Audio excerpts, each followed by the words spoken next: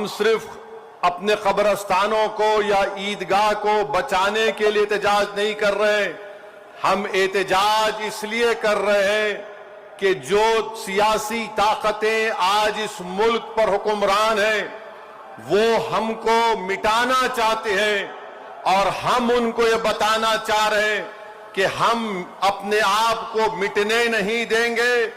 انشاءاللہ تعالی جمہوری طریقے سے تم مٹ جاؤ گے۔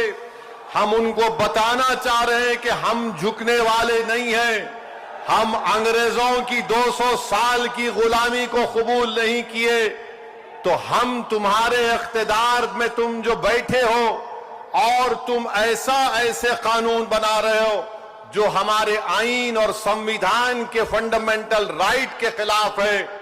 میں نے پارلیمنٹ میں اس قانون کو پھاڑا تو صرف اپنے طور پر نہیں پھاڑا بلکہ بھارت کے غیور تمام ہندوستانیوں کی طرف سے اس قانون کو پھاڑا، جو ہندو بھی ہے، مسلمان بھی ہے، سکھ بھی ہے، عیسائی بھی ہے، جو آج بھی اس ملک کی خوبصورتی کو پہچانتے ہیں۔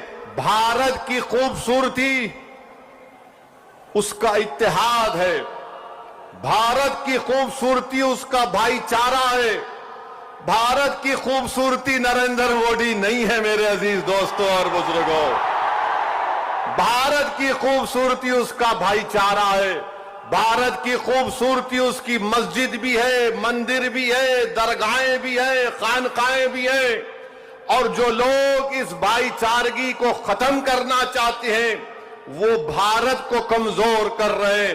تو ہمارا احتجاج اس لیے بھی ہے کہ وہ لوگ جو ہم کو صف ہستی سے مٹانا چاہتے ہیں، ہم ان کو پیغام دینا چاہتے ہیں کہ ہم مٹنے والے نہیں ہیں۔ میں بار بار کہہ چکا ہوں، جب تک ہم دنیا میں زندہ ہے قیامت نہیں آئے گی، جس دن ہم چلے جائیں گے سور پھونکا جائے گا، یاد رکھو۔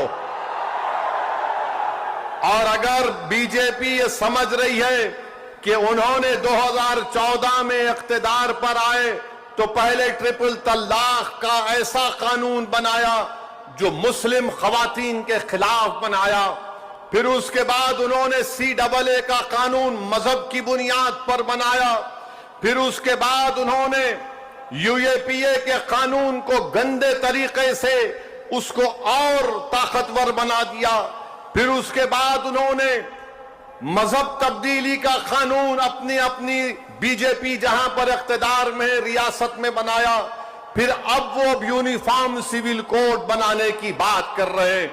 11 سال سے نریندر مودی صرف مسلمانوں کی مذہبی شناخت پر حملہ کر رہے ہیں، 11 سال سے نریندر مودی صرف مسلمانوں کی مسجدوں کو چھیننے کی کوشش کر رہے ہیں، 11 سال سے نریندر مودی مسلم خواتین کو طاقتور بنانے کے بجائے ان کے سروں سے حجاب کو چھین رہے ہیں، 11 سال سے نریندر مودی بلڈوزروں کے ذریعے سب سے زیادہ دلت اور مسلمانوں کے گھروں کو توڑ دیا۔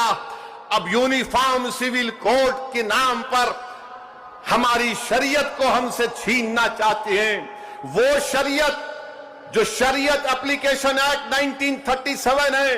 جب سمویدھان بن رہا تھا تو بابا صاحب امبیڈکر نے کہا تھا کہ شریعت اپلیکیشن ایکٹ برقرار رہے گا، مگر آج نریندر مودی یہ سمجھتے ہیں کہ میں بابا صاحب امبیڈکر سے بڑا دور اندیش ہوں۔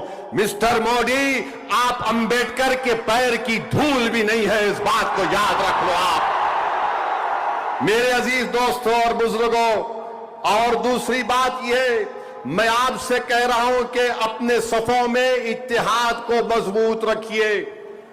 یہ لڑائی جو آپ اور ہم مل کر اپنے دیگر سیکولر ہندو بھائیوں کے ساتھ، سکھ بھائیوں کے ساتھ لڑ رہے ہیں، یاد رکھو بی جے پی سنگھ پریوار ہمارے صفوں سے بعض میر جعفر، میر صادق کو کھڑا کرے گی، ان سے احتیاط کرو۔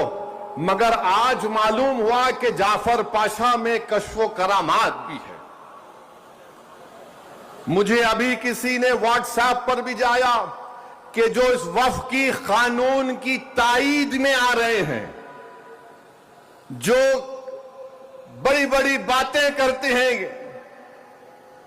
ख्वाजा अजमेरी के आस्थाने से उनका ताल्लुक है, जाफर पाशा की तकरीर को लाइव बैठकर देख रहे थे तो मालूम हुआ उनको भी बड़ा डर हो गया है कि अब हैदराबाद से एहतजाज बुलंद होगा।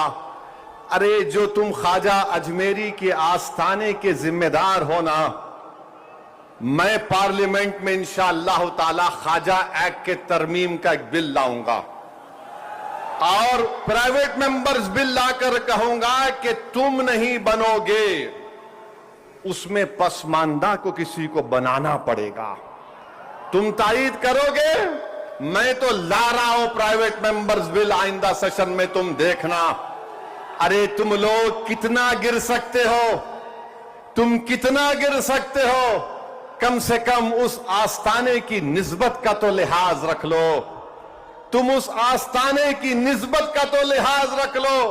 और इस बात को भी याद रख लो कि जब तुम और हम इस दुनिया से जाएंगे तो आरएसएस वाले अगर तुमको खंदे पर लेकर गए कब्रिस्तान में, तो फिर अंदर जाने के बाद जब फरिश्ते पूछेंगे कौन है तेरा रब, तो तुम क्या मोदी बोलोगे या अल्लाह बोलोगे? देख लो इस बात को, हम तो अल्लाह ही बोलने वाले हैं और बोलते रहेंगे। अल्लाह ही हमारी मदद करेगा और अल्लाह ही इनको शिकस्त देगा इंशाअल्लाह ताला।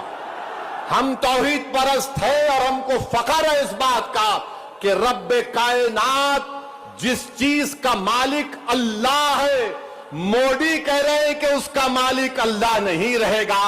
अब मोदी आप खुद देखोगे अल्लाह कैसा बता देगा अपना जल्ले जलालहू, आप देखेंगे। आप इसको, इस कानून को तुमको वापिस लेना पड़ेगा।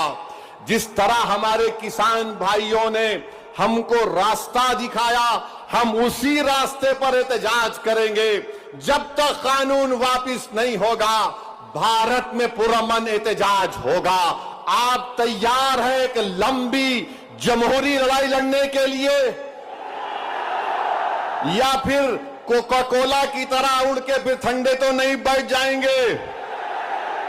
क्या आप तैयार हैं जमहूरी एहतजाजी लड़ाई लड़ने के लिए? अगर आप तैयार हैं तो आप अपने आप से वादा कर लीजिए कि जब तक ये काला कानून वापिस नहीं होगा, हम एहतजाज करेंगे, हम पीछे नहीं हटेंगे, पुरअमन एहतजाज हमारा होगा। याद रखो मेरे अजीज दोस्तों और बुजुर्गों, हम अल्लाह जिस जमीन का, जिस जायदाद का मालिक है, उसकी हिफाजत के लिए आगे बढ़ रहे हैं। हम अल्लाह के घर की हिफाजत के लिए आगे बढ़ रहे हैं। हम औलिया अल्लाह के आस्थानों की हिफाजत के लिए आगे बढ़ रहे हैं। हम अपने ईदगाहों की हिफाजत के लिए आगे बढ़ रहे हैं। और याद रखो इंशाअल्लाह ताला अल्लाह हमारी इस कोशिशों को कबूल करेगा, अल्लाह हमारे इस ईसार को कबूल करेगा। हम जो कुछ भी कर रहे हैं एहतजाज होगा, उसमें हिस्सा लीजिए।